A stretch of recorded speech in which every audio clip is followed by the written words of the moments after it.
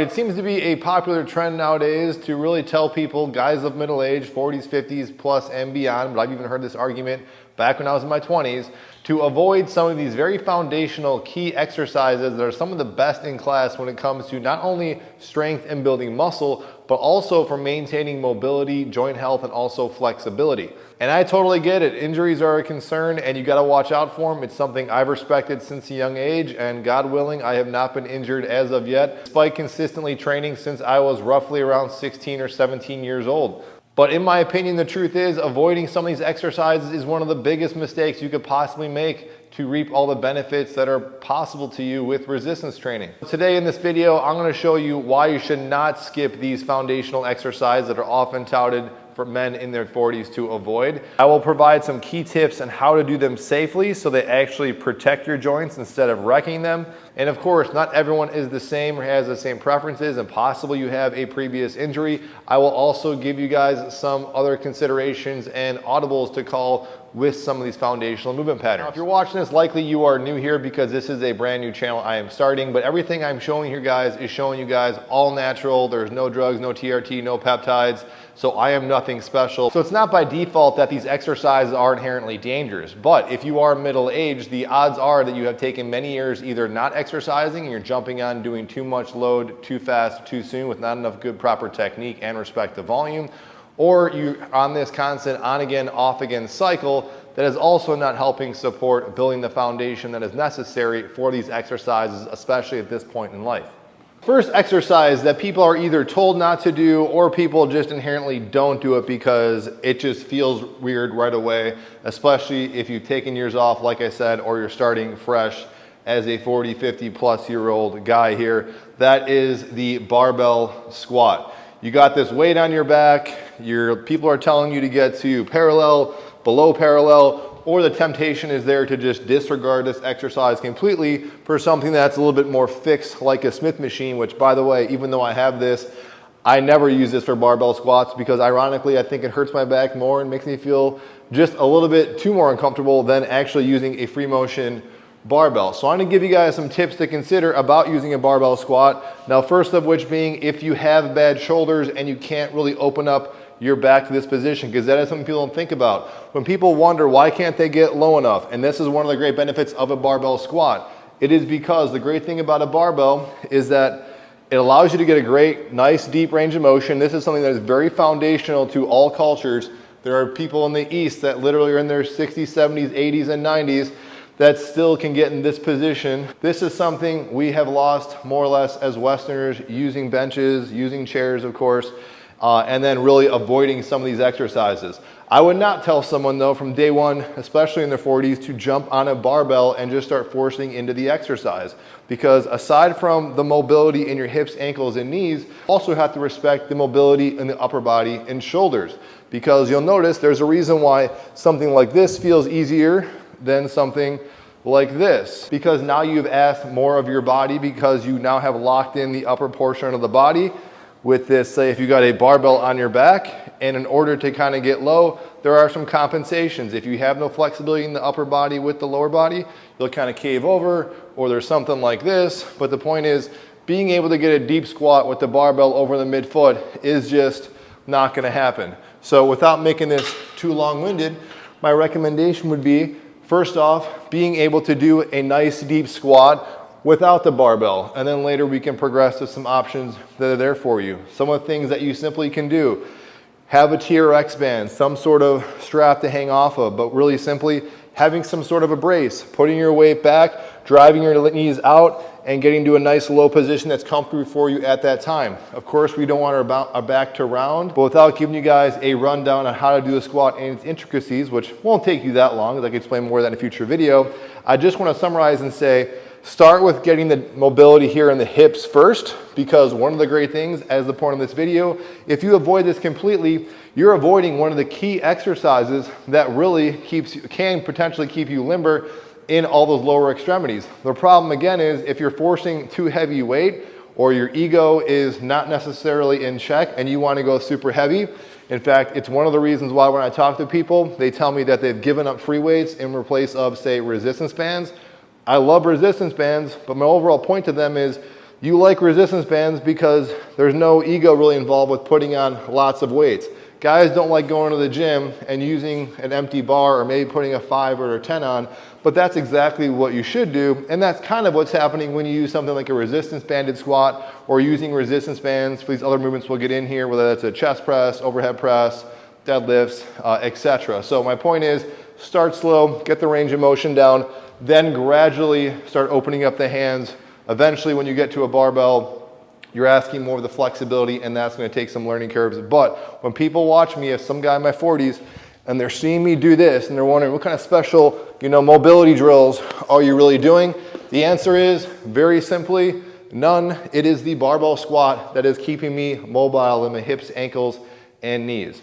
Of course, though, as I've gotten older, I will throw on things like a weight belt for something when I was younger I wouldn't bother with.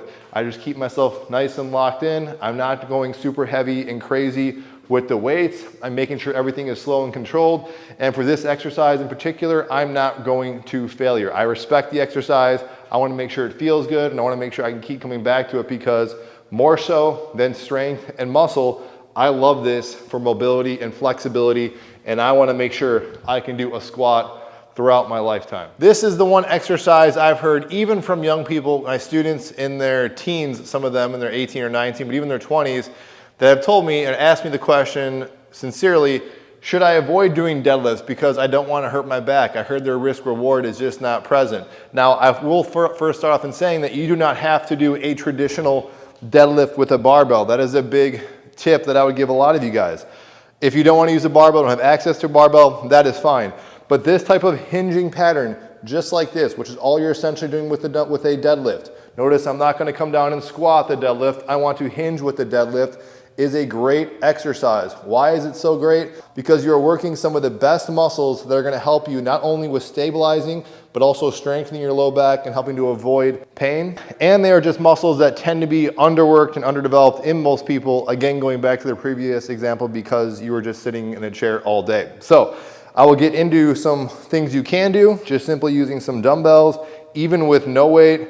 Just simply doing this is totally fine. But as with pretty much every exercise you're going to see here, of course with the previous one, I respect this exercise. I don't go super heavy. I'm not trying to push and break any PRs or records. If that is you, now that is a risk reward type of situation and scenario. But for me, this is an exercise where I can provide more detail, and also some links down below if you guys are curious, and maybe a whole standalone video if you guys want to see it. But in this position, I'm hinging in such a way that as long as my back is in neutral, of course it's not like this. If it's like this, I have no business picking it up. But as a side note, we are designed to go over and flex spine to pick things up. We're just not designed to pick up very heavy things or moderately heavy things with a vulnerable back. But in this position, everything is locked in to such a degree that it's almost one of the most safest exercises that I would do and confidently do consistently to avoid hurting myself. That also has a big payoff. But from this position, I'm just lifting in a straight line, and I'm just going to reverse that order I just came in, breaking at the knees, and then I'm going to shove the hips back, and my head just stays in neutral.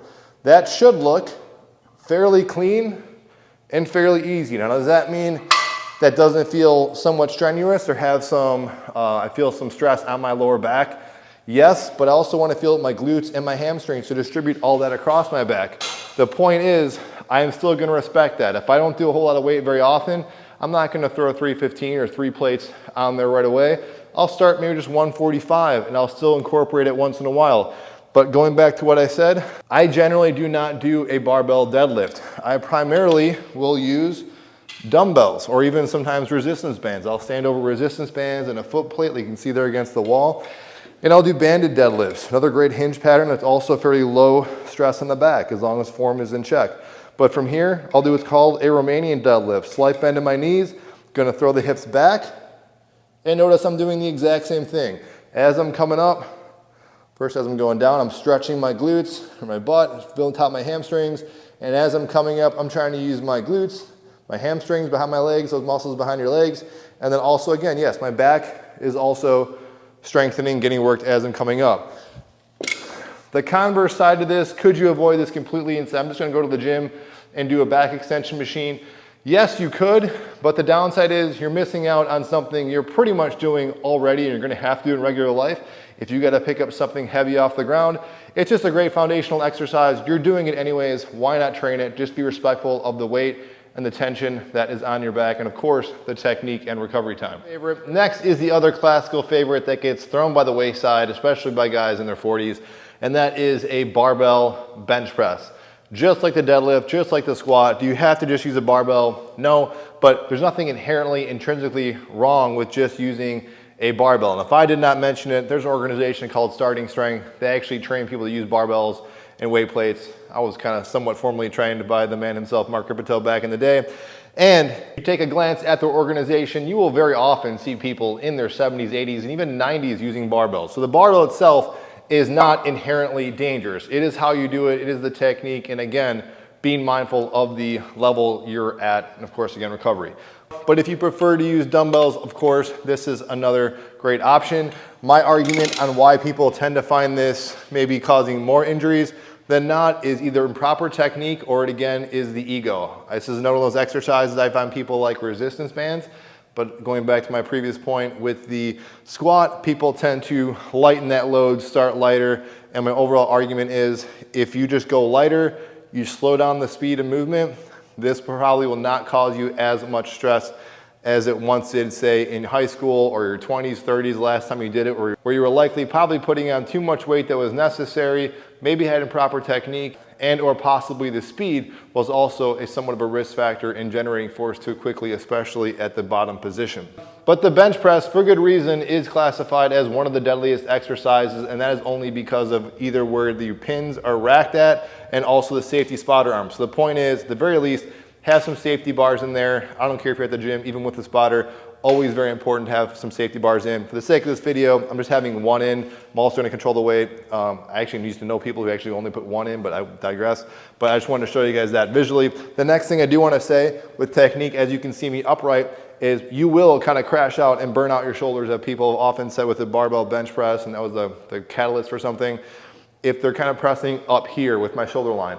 Take this angle, this humerus angle, and just drop it down a little bit. That's something people inherently will do because they have a little more flexibility with dumbbells. So you can obviously go choose to use dumbbells, but I want to have a little more of this angle, not 90 degrees, just kind of more of a neutral angle here. And notice where my hands are now even with my nipple line or chest line, not up here benching through my shoulders. When I go ahead and unrack this, I will show you kind of what this looks like. Again, for the sake of time, we're not going to go through every little facet of the form, but as I unrack this weight, notice I got the pins in just enough where for me that's low enough. You don't always have to go this low, but look where I'm at my chest line right here, and I will press straight up in this angle. Biggest thing is slowing that descent and then having a controlled press on the concentric phase. What you want to avoid are these kind of, again, flaring the shoulders or any kind of here and just kind of jarring fast motions. It is okay. I mean, good range of motion is good, but there's nothing wrong with getting to a range of motion that works for you. Because even at that bottom position, what tends to be the initial driver off that bottom, sometimes is the deltoids, even over the shoulders, even the triceps, depending on where you're at. So in some ways, whatever you gotta do to keep the stress on your chest, that's gonna be ideal. But of course, most importantly, is controlling that nice fluid speed on the bottom, and then that transition from the eccentric to the concentric should also be under control as well. One last point too, and all these things, as you're coming down, think about your chest muscles opening up. That will allow you to kind of think consciously about these stretching. These same muscles now that are stretching are the ones now you want to press on the way up and squeeze, versus say maybe taking that tension and just thinking about your brain doing path least resistance, just doing the movement and not focusing on the muscles. This one I almost did not include, but I have found to be the case that people will avoid squats and deadlifts like the plague because of potential injury and or they just don't like doing leg day. But when it comes to upper body, especially with shoulders, they will power through even the most excruciating shoulder exercise, even though they're getting warning signs that something is uncomfortable, but they drive through it anyways. So with everything else, I think shoulders, there are some other workarounds with shoulders. You don't have to do a shoulder press. That's what I'm talking about here. But typical ways people used to do shoulder presses in the gym would be sitting down here and just doing a hard press like that. And again, all the things I said so far, depending on the age you're starting at, you could start there, but possibly it might just be too much of a range of motion, too much of what you're asking your body to do. So by range of motion, I mean some people cannot do this. Some people can start here, but even maybe they do, it still causes some pain, or they cannot start here. Either way, they might force any one of those positions. Shoulder presses are great. There's nothing wrong with doing them. You could say like biomechanically optimal is when you're pressing right through your ear line, but there are so many ways of working and getting the benefits of working your deltoids, not to mention just functionally using your shoulders, that if you really wanted to, you could skip or greatly modify that one. And of course, with a barbell, you're gonna be a little bit more limited compared to the other ones. One simple thing you can do that is still related to just actually doing the exercise itself is just bring the elbows in a little bit. By doing this motion like this, you might think, well, I'm doing something kind of different. For most people, it might feel a little more comfortable, but when you think about it, when you do this motion here, you're doing shoulder abduction, it's working your deltoids. When I do this motion here, I'm doing shoulder flexion, still working my deltoids, maybe not on the lateral side, but the point is what I would do, that some people have found, especially in recent years, works out good. If you can bench, incline presses will kind of hit those, anterior deltoids anyways, instead of doing that frontal press. But really, just a very simple lateral raise like this. Slow and controlled, just like everything else I said. You're not jagged in here. That's one thing I would say as you get to 40, you kind of avoid that range of motion, that quick range of motion, but just nice and easy. And if this causes you pain right here, just lower it down. Only do the range of motion that works for you. But doing this, even with a lighter load, will still give you those benefits that you would get just doing a standard military press. Some wrap-up thoughts, and of course some safety things to consider. First and foremost, this is not medical advice. Obviously consult your doctor with anything done performed with exercise in general. When it comes to warming up, of course warming up is great, and as we get older, warming up and some mobility drills can be good. My point in this video is why I especially think these are so important is because by default they would increase mobility and flexibility aside from strength and muscle. But simply just starting out with no weight, doing the actual exercise position, the movement pattern itself with no weight in and of itself is a very great and powerful mobility tool, either pre-session, post-session, or even in another session throughout the day. Always prioritize your form over ego. One of the great things about working out at home now is I got no one else around me.